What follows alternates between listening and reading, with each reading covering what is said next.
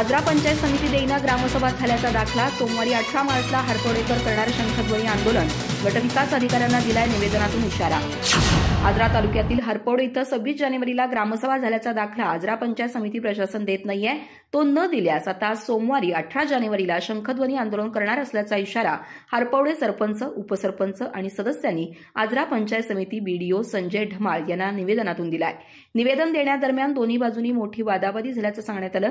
या निवेदनात म्हटलंय की यावर्षी 26 जानेवारीला ग्रामपंचायतीची रीतसर ग्रामसभा झाली। याचा वृत्तांत ग्रामसेवकामार्फत सहाय्यक गटविकास अधिकारी तसंच विस्तार अधिकारी यांच्याकडे सविस्तर सादर करण्यात आला। यामध्ये प्रोसिडिंग, सह्यांचं प्रोसिडिंग, प्रसिद्ध नोटीस तसंच दवंडी रजिस्टर सारखी कागदपत्र आहेत।